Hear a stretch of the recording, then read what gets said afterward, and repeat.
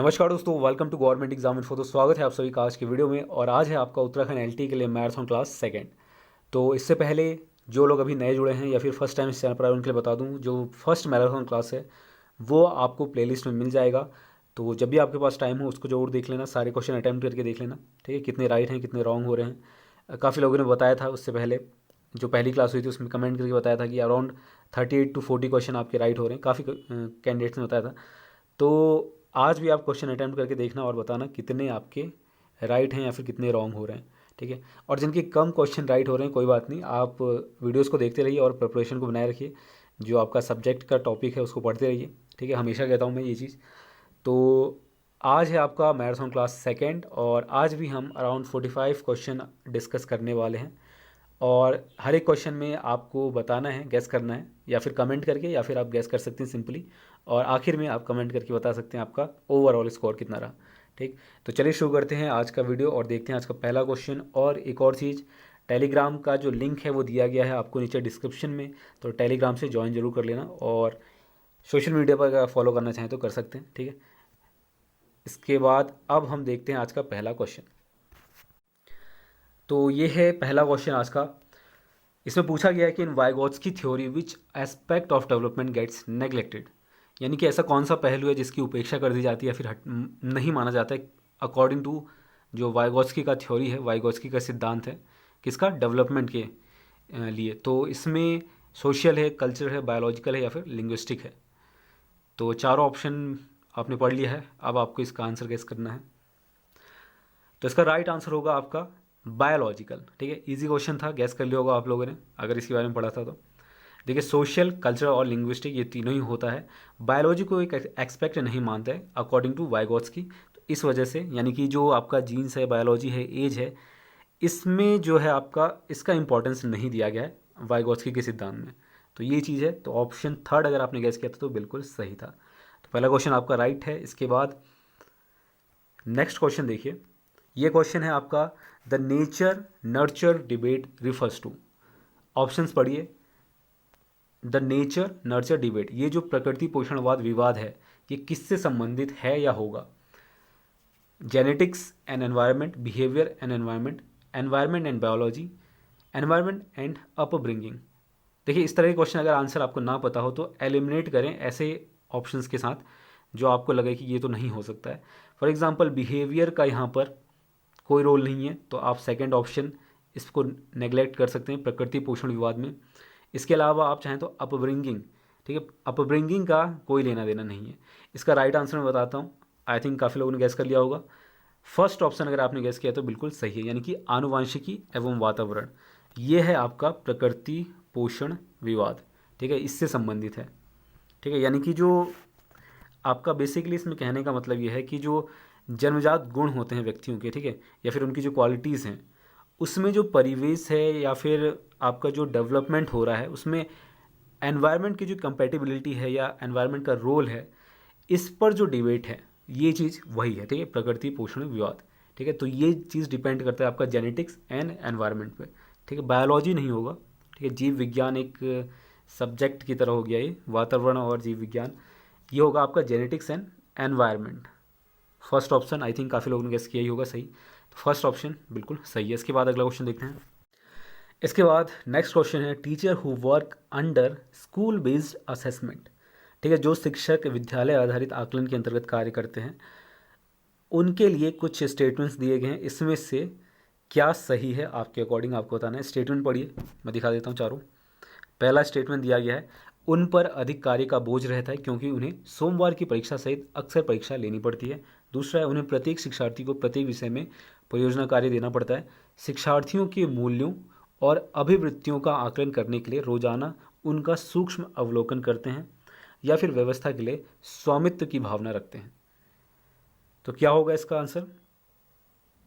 इसका आंसर है, देखिए क्वेश्चन को ठीक से समझना, teachers who work under school based assessment, यानी कि स्कूल में ही असिस्ट करने का जो मौका दिया जाता है, तो इससे क्या लाभ होगा, इससे थर्ड ऑप्शन का लाभ होगा, यानी कि शिक्षार्थियों के मूल्यों, यानी कि जो स्टूडेंट है, ऑब्जर्व स्टूडेंट माइन्यूटली, उसे ऑब्जर्व कर पाएंगे, ठीक है, और जो डेली बेसिस ऑफ एसेस हैं देयर, उनकी वैल्यूज़ और उनके एटीट्यूड, इसका भी अवलोकन कर पाएंगे। समझ गए होंगे, शिक्षार्थियों के मूल्यों और अभिवृत्तियों का आकलन करने के लिए रोज़ाना उनका सूक्ष्म अवलोकन कर सकते हैं या करते हैं, किसमें, स्कूल बेस्ड असेसमेंट में। ठीक, तो सी ऑप्शन अगर आपने गेस किया था या फिर थर्ड ऑप्शन आपने गेस किया था तो बिल्कुल सही था आपका। इसके बाद अगला क्वेश्चन देखते हैं। नेक्स्ट क्वेश्चन है, a teacher collects and read the work of the class then plans and adjust the next lesson to meet student needs he she is doing. ठीक है, क्वेश्चन समझ गए होंगे आप। एक टीचर है जो एक शिक्षक जो है कक्षा के कार्य को एकत्र करता है और उन्हें पढ़ाता है, इसके बाद योजना बनाता है। ठीक है, तो अपने अगले पार्ट को शिक्षार्थियों की आवश्यकताओं को पूरा करने के लिए समायोजित करता है। तो ये सारी चीज़ें करता है। वह क्या कर रहा है, असेसमेंट ऑफ लर्निंग कर रहा है, असेसमेंट एज लर्निंग कर रहा है, फॉर लर्निंग लर्निंग कर रहा है, या फिर एट लर्निंग कर रहा है। तो क्या होगा, असेसमेंट फॉर लर्निंग। ठीक, सी ऑप्शन अगेन यहाँ पर राइट है। थर्ड ऑप्शन सीखने के लिए आकलन कर रहा है। ठीक है, इसके बाद विच one of the following is an example of learning style, निम्नलिखित में से कौन सा सीखने की शैली का एक उदाहरण है, विजुअल, एक्रुअल, फैक्चुअल या फिर टेक्चुअल। तो ये इजी क्वेश्चन है। सीखने की शैली का एक उदाहरण क्या होगा, विजुअल होगा। ठीक है, यानी कि देखकर सीखने वाले जो होते हैं, तो सीखने की शैली का एक एग्जाम्पल हो गया विजुअल। संग्रहण, तथ्यात्मक, स्पर्श संबंधी, ये सब कुछ नहीं है। इसके अलावा एक होता है आपका ऑरल, जिसमें आप सुनकर सीखते हैं। ठीक है, इसको भी याद रखना अगर कभी ऑप्शन में दिख जाए। या फिर एक होता है आपका काइनेस्थेटिक लर्निंग, जिसमें आप करके सीखते हैं, बाय डूइंग कह सकते हैं, या फिर करके जो चीज़ें सीखी जाती है वो होता है आपका। तो ये तीन है, अगर कभी ऑप्शन में आ जाए तो इसको ध्यान रखना। तो फर्स्ट ऑप्शन अगर आपने गेस किया था तो बिल्कुल करेक्ट है आपका। इसके बाद अगला क्वेश्चन देखते हैं। इसके बाद है, अध्यापक अभिप्रेरण कार्य स्तर निर्भर करता है, मोटिवेशन डिपेंड्स ऑन व्हाट, किसका, टीचर का। टीचर की मोटिवेशन का लेवल किस पर डिपेंड करता है पूछा गया। हाई सैलरीज पर करेगा, ऑफिसर लाइक स्टेटस, यानी कि किसी अधिकारी की तरह स्टेटस हो, ऑफिसर लाइक, या फिर प्रोफेशनल ट्रेनिंग, व्यवसाय प्रशिक्षण पर, या फिर commitment towards peoples and profession. Simple है, इजी क्वेश्चन था, commitment towards peoples and profession. इसके बाद है, which of the following environmental factors affects the personality of teacher motivation. निम्नलिखित में से व्यक्तित्व को प्रभावित करने वाले पर्यावरणीय कारक कौन से हैं। ठीक है, तो इसका जो आंसर है वो भी आपका डी होगा। सभी विकल्प सही हैं। देखिए, सोशल फैक्टर भी होता है। ठीक है, यहाँ पर बात की गई है आपकी पर्सनालिटी की, तो सोशल फैक्टर भी है, कल्चरल भी है, इमोशनल भी होता है। तो all options are right. D option आपका बिल्कुल सही है। इसके बाद आगे बढ़ते हैं, अगला ऑप्शन देखते हैं। इसके बाद है, पेरेंट्स शुड, यानी कि अभिभावक को क्या करना चाहिए। चार ऑप्शन दिए गए हैं, monitor childrens work, arrange for tuitions, periodically discuss the progress of their child, not interfere in school activity। क्या करना चाहिए पूछा गया है, तो देखिए कौन सा आंसर सही होगा। थर्ड ऑप्शन बिल्कुल सही है, अपने बच्चों की प्रगति की समय समय पर चर्चा करना, ये पेरेंट्स को करना चाहिए। ठीक है, तो ये सबसे सही आंसर है, ऑप्शन सी आपने गेस कर लिया होगा। इसके बाद नेक्स्ट क्वेश्चन देखिए, इसमें पूछा गया है कि motivation is the super highway to learning, this statement is given by. Statement से भी क्वेश्चन आपके पूछे जा सकते हैं। ठीक है, तो लर्निंग के ऊपर काफ़ी सारे स्टेटमेंट दिए गए हैं। तो ये जो स्टेटमेंट है, अभिप्रेरणा सीखने का राजमार्ग है, यह कथन है, स्किनर का है ये। ठीक है, सी ऑप्शन बिल्कुल सही है, स्किनर का ही अभिप्रेरणा सीखने का राजमार्ग है। इसके बाद अगला क्वेश्चन देखते हैं। इसके बाद अगला क्वेश्चन देखिए, इसमें पूछा गया है कि ability to reverse is not the quality of which stage of पियाजे कॉग्निटिव डेवलपमेंट।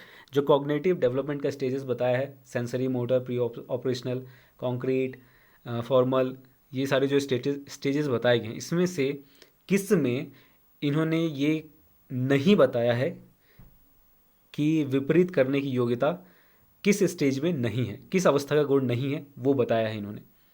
समझ गए होंगे क्वेश्चन, कि विपरीत करने की योग्यता किस स्टेज का गुण नहीं है, इन्होंने कौन से स्टेज में ये मेंशन किया है, ये है क्वेश्चन। अब बताइए इसका आंसर। तो अगर आपने बी गैस किया है तो बिल्कुल सही है। इसी स्टेज में इन्होंने मेंशन किया था कि जो आपका रिवर्स करने की एबिलिटी है, रिवर्स का मतलब है 10x2 10x5 को 5x10 ना कर पाना, ये एबिलिटी ना हो पाना चाइल्ड में, या फिर ये जो स्टेज है वो पूर्व संक्रियात्मक अवस्था में नहीं है। ठीक है, तो बी ऑप्शन बिल्कुल सही है। इसके बाद क्वेश्चन को समझना जरा, यहाँ पर जो पूछा गया है उसको समझना कि किस अवस्था का गुण नहीं है, ये कौन से स्टेज के लिए बताया गया है पियाजे द्वारा। तो ये चीज़ पूछा गया है, इस वजह से बी ऑप्शन आपका बिल्कुल सही है। इसके बाद which of the following option is not included by education commission in is of suggestion education given by UNESCO in education for 21st century. UNESCO ने जो 21st सेंचुरी के लिए, एजुकेशन फॉर 21st सेंचुरी के लिए सुझाव दिए थे, उसमें से कौन सा सम्मिलित नहीं किया गया है। तो क्या होगा इसका right answer? Learn to earn, काम करने के लिए, काम कमाने के लिए सीखना। इसके बाद नेक्स्ट क्वेश्चन देखते हैं। इसके बाद है in which year the UN convention of on the rights of person with disabilities was held.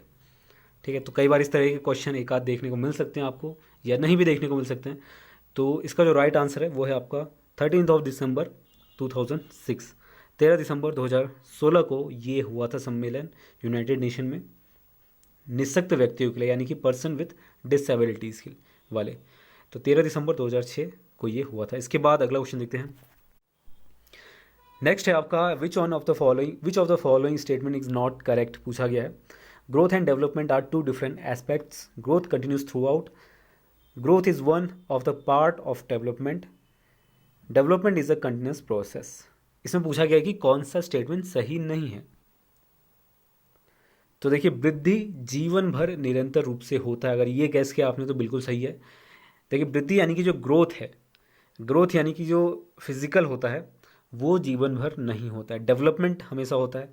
ठीक है, और वृद्धि और विकास दोनों अलग एक्सपेक्ट हैं, ये भी सही है। और वृद्धि विकास का एक भाग है, कह सकते हैं डेवलपमेंट का एक पार्ट है। विकास निरंतर चलने वाली प्रक्रिया जो मैंने अभी बताया, लेकिन वृद्धि जो है वो जीवन भर नहीं होता है। ठीक है, तो ग्रोथ और डेवलपमेंट, इन दोनों में जो डिफरेंस है इसको समझना बस। तो सेकंड ऑप्शन आपने गेस कर लिया होगा, बिल्कुल सही है आपका ऑप्शन बी। इसके बाद नेक्स्ट क्वेश्चन देखिए, इसमें पूछा गया है कि identify the type of intelligence which is not related to Gardner's theory of multiple intelligence. तो कौन सा नहीं होगा? तो देखिए, आप लोग ने पढ़ा होगा बहुबुद्धि सिद्धांत गार्डनर का, तो उसमें काफ़ी सारे हैं, तो उसमें से कौन सा नहीं है, इन चारों में से पूछा गया है। तो इसका राइट आंसर होगा आपका, देखिए कौन कौन से बता देता हूँ। एक तो लिंग्विस्टिक है आपका, म्यूजिकल भी है, ठीक है। इसके अलावा स्पेशियल इंटेलिजेंस, स्थानिक बुद्धि भी है, लेकिन जो आपका फ्लूइड इंटेलिजेंस है ये नहीं शामिल किया गया। टोटल कितने हैं वो बता देता हूँ जल्दी से एक बार। सबसे पहले लिंग्विस्टिक, यानी कि जिसे कहते हैं भाषागत या फिर भाषाई। इसके अलावा दूसरा आपका स्पाइशियल, यानी कि स्थानिक या फिर देसिक कहते हैं दूसरे शब्दों में। इसके अलावा एक है आपका बॉडीली काइनेमेटिक, शारीरिक गति संवेगी। इसके अलावा होता है एक म्यूजिकल जो इसमें दिया गया है। इसके अलावा लॉजिकल, तार्किक, ठीक है। इसके अलावा एक होता है आपका इंट्रोपर्सनल, जिसे कहते हैं अंतः व्यक्ति। इसके अलावा एक है आपका इंटरपर्सनल, ठीक है, इसे कहते हैं अंतर वैयक्तिक, ठीक है। अंतः व्यक्ति और अंतर्वैयक्तिक, ये दो बुद्धि के प्रकार हैं। इसके अलावा प्रकृतिवादी एक है, ठीक। तो ये कुछ एग्जाम्पल है आपके ऑप्शन जो बहुबुद्धि सिद्धांत है गार्डनर के, वो हैं। तो एक बार पढ़ लेना इसको ठीक से। तो इसका राइट आंसर क्या हुआ? तरल बुद्धि, फ्लूइड इंटेलिजेंस, ये संबंधित नहीं है। इसके बाद अगला क्वेश्चन देखिए। नेक्स्ट क्वेश्चन है gender discrimination in a classroom, ठीक है। जो आपका क्लासरूम है उसमें जेंडर पक्षपात या फिर लिंग विभेद की बात करें तो वो क्या उसका इफेक्ट पड़ेगा, ये पूछा गया है। चार ऑप्शन यहाँ पर दिए गए, इसको पढ़िए। तो फर्स्ट ऑप्शन है does not affect the performance of the student. अगर जेंडर डिस्क्रिमिनेशन होगा तो अफेक्ट नहीं करेगा कह रहा है, तो पहला ऑप्शन ऑटोमेटिकली रॉन्ग हो गया, ठीक है। जेंडर डिस्क्रिमिनेशन से क्या होगा ये पूछा गया है क्वेश्चन में। सेकेंड है may lead to diminished effort और परफॉर्मेंस ऑफ द स्टूडेंट्स, क्या ये सही है? थर्ड ऑप्शन है may lead to enhanced effort और performance of the male student is done more by the male teachers than their female counterparts. ठीक है, ये चार ऑप्शन पढ़ लिया होगा आपने। इसका राइट आंसर अब मैं बताता हूँ। इसका राइट आंसर होगा मे लीड टू डिमनाइज्ड एफर्ट और परफॉर्मेंस ऑफ द स्टूडेंट। क्या होगा अगर डिस्क्रिमिनेशन होगा तो शिक्षार्थियों के जो प्रयास हैं अथवा निष्पादन है इसका कारण ये बन जाएगा। ठीक है, प्रयासों अथवा निष्पादन का कारण बन सकता है किसका, जो परफॉर्मेंस है स्टूडेंट का, वो चीज़ जो है यहाँ पर बेहतर नहीं हो पाएगा अगर डिस्क्रिमिनेशन होता है, जेंडर डिस्क्रिमिनेशन। ठीक, तो सबसे परफेक्ट आंसर आपका थर्ड ऑप्शन ही है। इसके बाद अगला क्वेश्चन देखिए, इसमें पूछा गया है कि phonological awareness refers to the ability to. तो फोनोलॉजिकल अवेयरनेस किसको रिफर करता है, किसकी क्षमता से संबंधित है? ध्वनि संबंधी जागरूकता निम्नलिखित में से किस क्षमता से संबंधित है?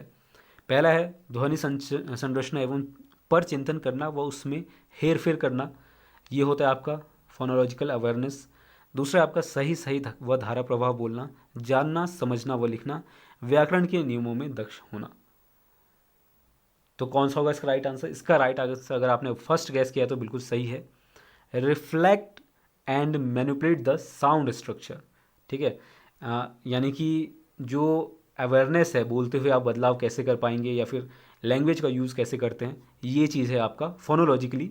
ठीक है, तो यही चीज़ है, फर्स्ट ऑप्शन आपका बिल्कुल सही है, ध्वनि संरचना पर चिंतन करना वो उसमें हेर फेर करना। इसके बाद अगला क्वेश्चन देखते हैं। देखिए इसके बाद अगला क्वेश्चन है who developed the first intelligence test, या फिर जो आईक्यू कहते हैं वो किसने डेवलप किया था? देखिए इसमें दो तरह से क्वेश्चन पूछा जाता है, जो कि आपको एक क्वेश्चन आगे देखने को मिलेगा, दोनों ही आपके डाउट क्लियर हो जाएंगे। ठीक है, तो फिलहाल इसके लिए इसका आंसर मैं बता देता हूँ, एल्फ्रेड बिनेट। ठीक है, सेकेंड ऑप्शन आपने गैस कर लिया होगा, इजी क्वेश्चन है। बुद्धि परीक्षण का निर्माण किसने किया ये पूछा गया। ठीक है, सबसे पहले तो एल्फ्रेड बिनेट ने ही ये किया था। इसके अलावा इन्होंने बात करें तो मेंटल एज कॉन्सेप्ट भी दिया था। ठीक, तो सेकेंड ऑप्शन आपका बिल्कुल सही है। इसके बाद अभी इससे रिलेटेड एक और क्वेश्चन दिखाऊंगा, लगभग लगभग सेम है, फिर इसको डिस्कस करेंगे कि दोनों में डिफरेंस क्या है और किस तरह से पूछा जा सकता है। इसके बाद क्वेश्चन है which one of the following is a form of Sternberg's triarchic theory of intelligence. निम्न में से कौन सा स्टर्नबर्ग का बुद्धि का त्रिस्तरीय सिद्धांत का एक रूप है, पूछा गया है। ठीक, पहला है आपका practical intelligence, experimental intelligence, resourceful intelligence या फिर मैथमेटिकल इंटेलिजेंस। ठीक है, तो अगर आपने ये पढ़ा होगा जो ट्रायर्किक थ्योरी ऑफ इंटेलिजेंस है स्टर्नबर्ग का, तो आपने आंसर गैस कर लिया होगा। फर्स्ट ऑप्शन आपका बिल्कुल सही है, प्रैक्टिकल इंटेलिजेंस है इसमें। ठीक है, which one of the following is the form of Sternberg's triarchic theory of intelligence, व्यवहारिक बुद्धि, प्रैक्टिकल इंटेलिजेंस। दो और कौन कौन से हैं इसको भी नोट कर लेना या फिर याद रख लेना, वैसे पढ़ा होगा आपको तो याद ही होगा। इसको अगर बात करें तो एक तो प्रैक्टिकल इंटेलिजेंस हो गया, जिसे दूसरे शब्दों में कॉन्टेक्चुअल भी कहते हैं। तो अगर कभी कॉन्टेक्चुअल दिख जाए तो दोनों सेम चीज़ हैं। ठीक है, इसके अलावा एक होता है आपका क्रिएटिव, जिससे आप कह सकते हैं दूसरे शब्दों में एक्सपेरिंशियल। ठीक है, या फिर एक होता है आपका एनालिटिकल। ठीक है, ये तीन है बेसिकली, इसको याद रखना, प्रैक्टिकल, क्रिएटिव एंड एनालिटिकल। ठीक है, इसे बोलते हैं कंपोनेंशियल। ठीक, तो ये तीन है, बाकी अगर इन तीनों की बात करें तो ये शामिल नहीं है इसमें, या फिर ये इसका एक रूप नहीं है। तो फर्स्ट जो है आपका प्रैक्टिकल इंटेलिजेंस बिल्कुल सही, आपने गेस किया होगा तो बिल्कुल सही है। इसके बाद अगला क्वेश्चन देखते हैं। इसके बाद नेक्स्ट क्वेश्चन है Roshni does not agree with Rishabh about setting up a class picnic. She thinks that the rule can be revised to suit the majority, this kind of peer disagreement according to पियाजे refers to. ठीक है, रोशनी जो है कक्षा picnic तय करने हेतु ऋषभ से सहमत नहीं है, और वो सोचती है कि बहुमत के अनुकूल बनाने के लिए नियमों का संशोधन किया जा सकता है, उसमें जो अमेंडमेंट है वो किया जा सकता है। यह सहपाठी विरोध पियाजे के अनुसार निम्नलिखित में से किससे संबंधित है? हेटेरोनोमस मोरालिटी, कॉग्निटिव इमेच्योरिटी, रिएक्शन या फिर मोरालिटी ऑफ कोऑपरेशन। तो इसका जो राइट आंसर है वो है आपका फोर्थ, यानी कि सहयोग की नैतिकता। ठीक है, पियाजे के अनुसार किससे संबंधित है ये? मोरालिटी ऑफ कॉपरेशन, इसको याद रखना। इसके बाद अगला क्वेश्चन देखते हैं। इसके बाद है अगला question, which of the following stages are involve when infants thinks with their eyes, ears and hands. 1 वर्ष तक शिशु जब आँख, कान व हाथों से सोचते हैं तो निम्नलिखित में से कौन सा स्तर शामिल होता है? मूर्त, अमूर्त, पूर्व, इंद्रिय जनिक, गामक स्तर। 4 ऑप्शन है, इसके अकॉर्डिंग आपको आंसर बताना है। तो क्या होगा इसका राइट आंसर? इसका राइट आंसर होगा सेंसरी मोटर स्टेज। ठीक है, जिसमें वो अपने हैंड से, एयर्स से या फिर आइज से जो है थिंक करते हैं, सोचते हैं। तो थर्ड ऑप्शन अगर आपने गेस किया तो बिल्कुल सही है। इसके बाद निम्न में से कौन सा समाजीकरण की निष्क्रिय एजेंसी है, यानी कि पैसिव एजेंसी है? ठीक है, पूछा गया, यानी कि डायरेक्टली नहीं बल्कि निष्क्रिय एजेंसी की तरफ से जो सोशलाइजेशन है उसके तौर पर काम करता है। हेल्थ क्लब हो गया, फैमिली, इको क्लब या फिर पब्लिक लाइब्रेरी। तो आई थिंक ये भी आपने गेस कर लिया होगा। ठीक है, फोर्थ ऑप्शन आपका बिल्कुल सही है, पब्लिक लाइब्रेरी, यानी कि सार्वजनिक पुस्तकालय। देखिए, सोशलाइजेशन का एक हिस्सा कह सकते हैं इसे, लेकिन एक निष्क्रिय एजेंसी के तौर पे ये होगा। ठीक है, इको क्लब की बात करें तो ये होगा आपका बिल्कुल सोशलाइजेशन का एक कंप्लीट तरीका, यानी कि जिसमें सोशलाइजेशन बेहतर होता है। फैमिली में तो होता ही है, ठीक है, बातें आप करते हैं फैमिली में। हेल्थ क्लब भी है। तो सार्वजनिक पुस्तकालय की बात करें तो ये चीज़ जो है एक निष्क्रिय एजेंसी है समाजीकरण की। ठीक है, ऑप्शन फोर्थ आपका बिल्कुल सही है। इसके बाद है आपका question, human development is dash. मानव विकास है क्या है? Quantitative, qualitative, unmeasurable to a certain extent, कुछ सीमा तक अमापनीय है, बोथ है, क्वालिटेटिव एंड क्वांटिटेटिव। तो बोथ होगा, सिंपल आंसर है इसका। ठीक है, यानी कि सिर्फ क्वांटिटेटिव थोड़ा होता है। मानव विकास जो है, ह्यूमन डेवलपमेंट जो है, सिर्फ वृद्धि के तौर पर, यानी कि जो शारीरिक तौर पर वृद्धि है उसके तौर पर थोड़ा ना होता है, क्वालिटेटिव भी होता है। तो इजी क्वेश्चन है, गेस कर लिया होगा आप लोगों ने। तो बिल्कुल सही है आपका आंसर, फोर्थ। इसके बाद नेक्स्ट है आपका, संज्ञानात्मक विकास निम्न में से किसके द्वारा समर्थित होता है? ठीक है, ये दिए गए हैं स्टेटमेंट, इसको देखिए। पहला ऑप्शन है, जितना संभव हो उतनी आवृत्ति से संगत और सुनियोजित परीक्षाओं का आयोजन करना। ठीक है, सपोर्टेड बाय, ये पूछा गया है, कॉग्निटिव डेवलपमेंट, उन गतिविधियों को प्रस्तुत करना जो पारंपरिक पद्धतियों को सुदृढ़ बनाती हैं, या फिर एक समृद्ध और विविधतापूर्ण वातावरण उपलब्ध करना, या फिर सहयोगात्मक की अपेक्षा व्यक्ति गतिविधियों पर अधिक ध्यान केंद्रित करना।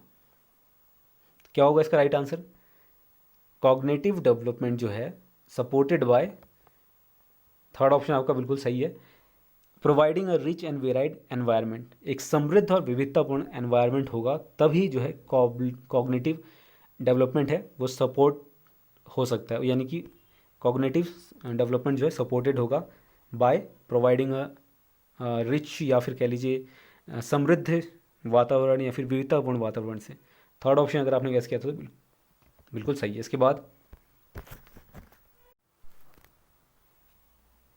इसके बाद है, identify the person to whom most historians trace the propounder of special education. उस व्यक्ति को पहचानिए जिसे अधिकांश इतिहासकार विशिष्ट मानते हैं, विशिष्ट शिक्षा का जन्मदाता मानते हैं। ठीक है, 4 ऑप्शन दिए गए, इसके अकॉर्डिंग आपको बताना है। तो इसका राइट आंसर होगा जीन मार्क गैस्पर्ड इटार्ड। ठीक है, फर्स्ट ऑप्शन आपका बिल्कुल राइट है, ये फ्रेंच फिजिशियन थे। ठीक है, ऑल्सो इन्हें ये भी कहा जाता है एजुकेटर्स ऑफ द डेफ। इसके बाद है, quality education of school depends heavily on, यानी कि मुख्य रूप से या फिर अत्यधिक निर्भर करता है कौन से फैक्टर पर? विद्यालय की जो शिक्षा गुणवत्ता है वो, इस इंफ्रास्ट्रक्चर फैसिलिटीज़ पर, ठीक है, फाइनेंशियल प्रोविजंस पर, इंटरनेशनल सपोर्ट पर, या फिर quality of teacher education. Easy question है। ठीक है, एक आध क्वेश्चन इस तरह के भी आते हैं। ठीक है, तो वही मैं कह रहा था जब आपसे कि कुछ क्वेश्चन आप कॉमन सेंस यूज़ करके कर लेंगे तो इसी तरह के क्वेश्चन आपको देखने को मिल सकते हैं। तो सिंपल आंसर है option D, quality of teacher education. जाहिर सी बात है, क्वालिटी ऑफ एजुकेशन किस स्कूल का डिपेंड करेगा? Quality of teachers education, teacher education, शिक्षा की गुणवत्ता, शिक्षक की कैसी है उस पर, बाकी चीज़ें बाद में आएगा। इंफ्रास्ट्रक्चर नेसेसिटी है, पर क्वालिटी ऑफ एजुकेशन के लिए सबसे इम्पॉर्टेंट है अध्यापक की शिक्षा की गुणवत्ता। इसके बाद है अकॉर्डिंग टू गेने the highest level of learning condition is, गेने के अनुसार सर्वोच्च अधिगम परिस्थिति है सिद्धांत अधिगम परिस्थिति, समस्या समाधान, चिन्ह यानी कि सिग्नल अधिगम परिस्थिति, या फिर कोई नहीं। तो समस्या समाधान अधिगम, इन्होंने जो सिचुएशंस बताए हैं, कंडीशंस बताए हैं लर्निंग के, उसमें हाईएस्ट इन्होंने रखा है समस्या समाधान को। ठीक है, तो ऑप्शन बी आपका बिल्कुल सही है। इसके बाद अगला क्वेश्चन देखिए। इसके बाद ये क्वेश्चन देखिए, इसके लिए मैंने कहा था कि अब इसमें पूछा गया, सबसे पहले इसको ये देख लेते हैं। एक क्वेश्चन आपने पहले जो देखा था और अब ये जो क्वेश्चन है, इसमें पूछा गया कि the concept of intelligent question was first used bye, या फिर जिसे कह सकते हैं कि सर्वप्रथम जिसको वेरीफाइड तरीके से उसका टेस्ट किया गया आईक्यू का। ठीक है, इसकी थ्योरी दी किसने दी थी? बिनेट ने दी थी, जो सबसे पहले जो आया था। ठीक है, मेंटल एबिलिटी या फिर इंटेलिजेंस को टेस्ट करने का जो सबसे पहला, कह लीजिए पहली बार जो मेंशन किया गया था, वो बिनेट ने किया था। ये तो सबने पढ़ा है। ठीक है, जो इससे पहले क्वेश्चन दिखा था। लेकिन अगर कभी पूछ लिया जाए कि फर्स्ट टेस्ट कब किया गया था, किसके द्वारा यूज़ किया गया था, ठीक है, तो इसमें डिफरेंस देख लेना एक बार। क्वेश्चन क्या पूछा गया है, तो यहाँ पर पूछा गया कि बुद्धि लब्धि का प्रत्यय सर्वप्रथम प्रयुक्त किया गया। वैसे तो ये बिने द्वारा दे दिया गया था, लेकिन जब बिने यूएस में आए तो इनके कॉन्सेप्ट का यूज़ करके टर्मेन ने जो है इसका टेस्ट किया, और जो एक कह सकते हैं वेरीफाइड तरीके से आईक्यू को समझाया। ठीक है, आईक्यू का टेस्ट किया। तो intelligence question was first used by Terman, इसके लिए पर्टिकुलरली इस क्वेश्चन के आंसर है। पर ये भी याद रखना, बिनेट का है ये कॉन्सेप्ट आईक्यू का, जो पहली बार दिया गया था। इसके बाद ये ऑप्शन ऊपर नीचे हो गया है, देख लेना। इसके बाद है theory of experimental learning was given by call Rogers द्वारा, पियाजे द्वारा, सिगमंड फ्रॉइड द्वारा, या फिर स्किनर द्वारा। तो प्रयोग द्वारा सीखने का सिद्धांत दिया गया था कॉल रोजर्स द्वारा। फर्स्ट ऑप्शन आपका बिल्कुल सही है। इसके बाद अगला क्वेश्चन देखते हैं। इसके बाद जो क्वेश्चन है उसमें पूछा गया है the concept of education for equality has been emphasised by home, किसके द्वारा ही किया गया था? समानता के लिए शिक्षा की संकल्पना पर बल दिया गया था। Radhakrishna commission, Mudaliar commission, Kothari commission, national policy of education 1986। देखिए वैसे इस तरह के क्वेश्चन ज़्यादा आते नहीं हैं उत्तराखंड एनटी में, पर कई बार एक आध क्वेश्चन आपको नेशनल एजुकेशन पॉलिसी से देखने को मिल सकता है, या फिर जो नेशनल करिकुलम फ्रेमवर्क है 2005 का, उससे क्वेश्चन देखने को मिलता है। ठीक है, तो एक दो क्वेश्चन या फिर इन टॉपिक्स को भी थोड़ा बहुत देख लेना, या इस पर मैं क्वेश्चन करवा रहा हूँ तो इसको देख लो। तो समानता के लिए शिक्षा की संकल्पना पर बल दिया गया था, किसके द्वारा? नेशनल एजुकेशन पॉलिसी 1986 में, इसमें ये मेंशन किया गया था। ठीक है, काफ़ी लोगों ने गैस कर लिया होगा इसका answer, national policy of education या फिर national education policy 1986। D option आपका बिल्कुल सही है। इसके बाद नेक्स्ट है on displaying individual differences by the learners the teacher should, अधिगमकर्ताओं द्वारा व्यक्तिगत विभिन्नताओं प्रदर्शित करने पर अध्यापक को क्या करना चाहिए? विभिन्न प्रकार के शिक्षण अनुभव प्रदान करना, सख्त अनुशासन लागू करना, परीक्षणों की संख्या बढ़ाना, समान सीखने की गति पर बल देना, या समान रूप से सीखने की गति पर बल देना। तो इन चारों में से क्या होगा? जब कोई इंडिविजुअल डिफरेंसेस अगर दिखाता है कोई अधिगम करता या प्रदर्शित करता है, तो टीचर को क्या करना चाहिए? जो लर्नर्स है अगर वो इंडिविजुअल डिफरेंसेस डिस्प्ले करता है तो क्वेश्चन को समझ गए होंगे। इसका जो राइट आंसर है वो बता देता हूँ। अलग अलग टाइप की जो लर्निंग एक्सपीरियंसेस हैं, वैरायटी ऑफ लर्निंग एक्सपीरियंस, वो आप प्रोवाइड करवाएंगे। ठीक, तो फर्स्ट ऑप्शन आपका बिल्कुल सही है। देखिए सख्त अनुशासन इसका सॉल्यूशन नहीं है, नंबर ऑफ एक्सपेरिमेंट या टेस्ट बढ़ाकर भी कुछ नहीं होगा, और यूनिफॉर्म तरीके से पढ़ाना एक अलग चीज़ है। तो इस वजह से फर्स्ट ऑप्शन आपने गेस कर लिया होगा, बिल्कुल सही है आपका। इसके बाद अगला क्वेश्चन है पियाजे first stage of cognitive development concerned with the conquest on, प्रथम अवस्था की बात की गई है।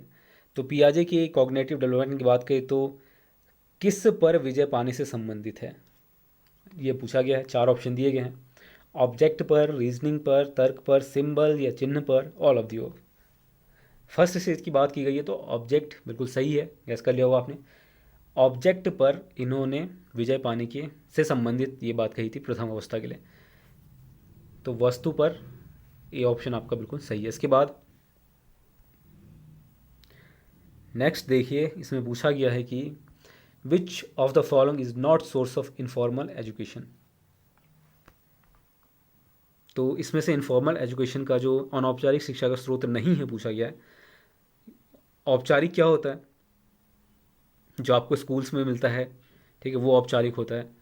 पूछा गया है औपचारिक अनौपचारिक शिक्षा का स्रोत नहीं है, ठीक है। तो अनौपचारिक क्या क्या हो जाएंगे, मित्रों द्वारा दी गई शिक्षा, ठीक है, जो पीयर ग्रुप्स हैं, फ्रेंड सर्कल है, उसमें जो नॉलेज मिलता है किसी भी तरह का, वो आपका कह सकते हैं अनौपचारिक शिक्षा का स्रोत नहीं है पूछा गया है। तो ये आंसर नहीं होगा हमारा, मित्रों द्वारा समूह की दी गई शिक्षा, सी ऑप्शन। पड़ोसियों द्वारा दी गई शिक्षा, ये भी नहीं है। इसके अलावा क्योंकि ये सारे जो हैं अनौपचारिक हैं, ठीक है, ये औपचारिक नहीं है, पूछा गया है औपचारिक स्रोत नहीं है। और अभिभावक पेरेंट्स द्वारा जो शिक्षा दी जाती है, ठीक है, वो भी आपका औपचारिक नहीं है, ठीक है, अनौपचारिक है। तो पूछा यही गया है, घुमा के पूछ लिया गया कि अनौपचारिक शिक्षा का स्रोत नहीं है यानी कि औपचारिक है। तो क्या होगा, कक्षा का शिक्षण के माध्यम से दी जाने वाली शिक्षा। इजी था, बस थोड़ा समझना था। कई बार इस तरह के क्वेश्चन इजी लगते हैं लेकिन गलत हो जाता है, तो एक बार देख लेना क्वेश्चन क्या पूछा गया, उसके बाद ऑप्शन पढ़ना। चलिए आगे बढ़ते हैं, अगला क्वेश्चन देखते हैं। इसके बाद है what are the main successive step of motivational cycle. तो नीड भी होता है, ड्राइव, प्रोत्साहन, ऑल ऑफ दी होगा इसका आंसर, ठीक। डी ऑप्शन बिल्कुल सही है, ठीक है, सही है ना। नीड, ड्राइव एंड इंसेंटिव, ये जो है मोटिवेशन के जो स्टेप्स हैं, सक्सेसिव क्रमिक कदम है, आवश्यकता, प्रणोद और प्रोत्साहन। इसके बाद अगला question, among the following which aspect is not related with physical development. तो कौन सा होगा, नर्वस सिस्टम फिजिकल डेवलपमेंट का एस्पेक्ट नहीं है क्या।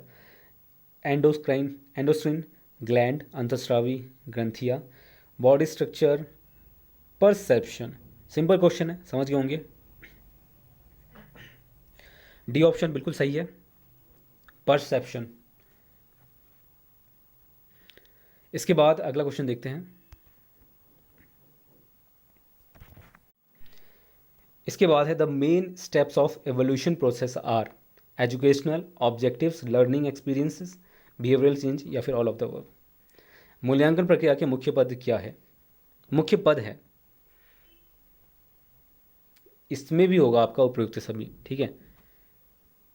जो एवोल्यूशन प्रोसेस है इसमें educational, objective, learning experiences, behavioural change, ये सारी चीज़ें आती हैं, ठीक है, सभी चीज़ों को ध्यान में रखा जाता है।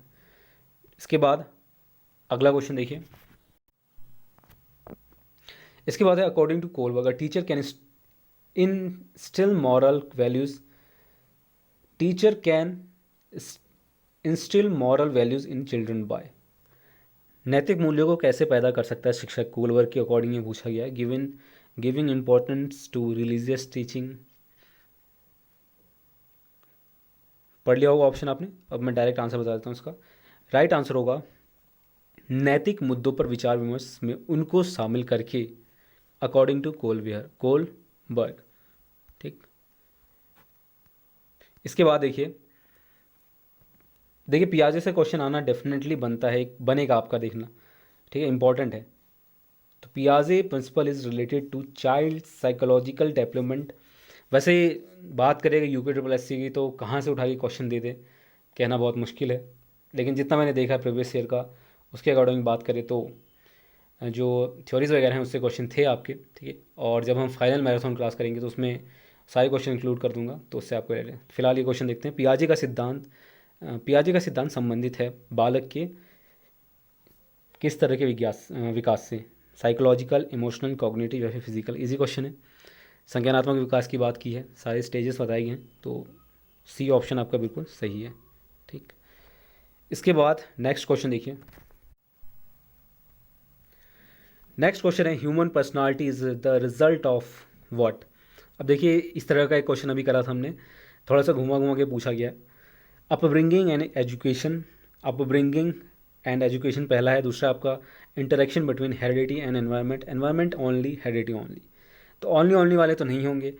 बी ऑप्शन अगर आपने गेस किया तो बिल्कुल सही है, the interaction between heredity and environment, जो आनुवंशिकता है और पर्यावरण के बीच अंतरक्रिया मानव व्यक्तित्व का परिणाम है।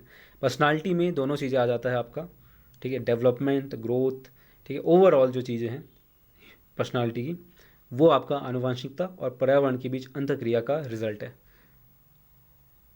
बी ऑप्शन बिल्कुल सही है। इसके बाद at what stage is physical development faster, कौन से ऐसा स्टेज है जहाँ पर जो शारीरिक विकास है, ठीक है, ग्रोथ जो है फिजिकली वो ज़्यादा होता है या फिर तेज़ी से होना स्टार्ट होता है। तो ये होगा आपका शैशवावस्था में। देखिए पूर्व वाले अवस्था में उतना नहीं रहता है, शैशवावस्था में सबसे ज़्यादा तेज रहता है, ठीक। तो इन इन्फेंसी बिल्कुल राइट आंसर है बी। इसके बाद अगला क्वेश्चन देखिए। नेक्स्ट क्वेश्चन है for harmonious development of the personality of the child parent should, बच्चे के व्यक्तिगत माफ़ कीजिएगा व्यक्तित्व के सौहार्दपूर्ण विकास के लिए माता पिता को चाहिए अधिक सुरक्षा प्रदान करना, बच्चे की अन्य बच्चों के साथ नियमित रूप से तुलना करना, घर में अनुकूल वातावरण प्रदान करना, योग्य अध्यापकों के साथ व्यस्त रखना। क्या होगा, सिंपल क्वेश्चन है, अधिक सुरक्षा प्रदान करने से क्या होगा, हारमोनियस डेवलपमेंट हो जाएगा क्या पर्सनालिटी का, नहीं होगा। और तुलना कंपैरिजन कभी भी बेहतर तरीका नहीं है। सिंपल इसका आंसर है provide appropriate environment at home, घर में अनुकूल वातावरण प्रदान करना, ये इसका सबसे सही आंसर है। और सी अगर आपने गेस किया तो बिल्कुल सही है। इसके बाद नेक्स्ट क्वेश्चन में पूछा गया है which of the following is a teacher related factor affecting learning, which of the following is a teacher related factor, यानी कि शिक्षक बेस्ड जो फैक्टर है जो अफेक्ट करता है लर्निंग को, ठीक। निम्नलिखित में से कौन सा सीखने को प्रभावित करने वाला कारक शिक्षक से संबंधित है। आप समझ गए होंगे क्वेश्चन क्या होगा, बैठने की उचित व्यवस्था, शिक्षण अधिगम संसाधनों की उपलब्धता, पाठ्यक्रम की प्रकृति अथवा सीखने का अनुभव, विषय सामग्री में महारत हासिल करना। सीखने को प्रभावित करने वाला कारक शिक्षक से संबंधित सिर्फ और सिर्फ है mastery over the subject matter, विषय सामग्री में महारत हासिल होना, ठीक है, ये सबसे इंपॉर्टेंट है। डी बिल्कुल करेक्ट आंसर है। इसके बाद अगला क्वेश्चन देखते हैं। इसके बाद देखिए some students are backward in studies what will be your attitude towards them, क्या होगा आपका रवैया या व्यवहार, एटीट्यूड उनकी तरफ किस तरह का होगा, कठोर होगा, सहानुभूतिपूर्ण होगा, उदार होगा या फिर स्नेहपूर्ण, हार्श, सिंपैथेटिक, लिबरल या फिर लवेबल। इजी क्वेश्चन है, गैस कर लिया होगा आपने, स्नेहपूर्ण होगा इसका राइट आंसर, ठीक है। तो माफ़ कीजिएगा इसका राइट आंसर होगा सहानुभूतिपूर्ण, ठीक है, बी ऑप्शन इसका करेक्ट होगा, सिंपैथेटिक होना चाहिए, सहानुभूतिपूर्ण, हार्श नहीं हो सकता है, लिबरल नहीं होगा, लवेबल भी नहीं होगा। इसके बाद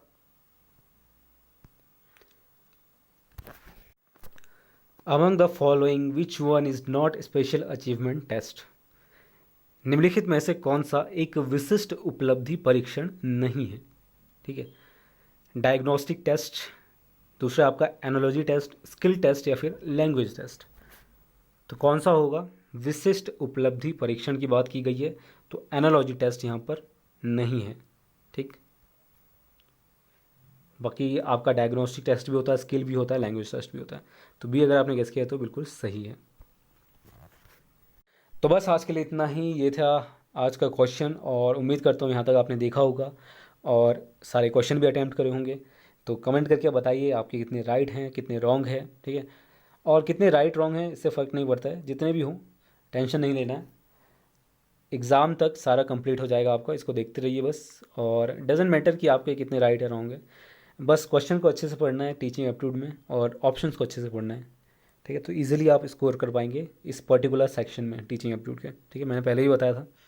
तो प्रॉब्लम यहाँ नहीं है, टीचिंग एप्टीट्यूड का आपका हो जाएगा। ठीक है, इन वीडियोज़ को फॉलो करते रहिए बस। बाकी सब्जेक्ट का जो आप प्रिपरेशन है अगेन एक बार फिर से उसको बनाए रखना। तो बस आज के लिए इतना ही। और वीडियो को लाइक नहीं किया अभी तक तो लाइक करके जाना, और चैनल को सब्सक्राइब जरूर कर लेना, और बेल आइकन जो होता है उसको प्रेस करके रखना। तो बस आज के लिए इतना ही, तब तक के लिए धन्यवाद। मिलते हैं आपसे अगले वीडियो में। धन्यवाद।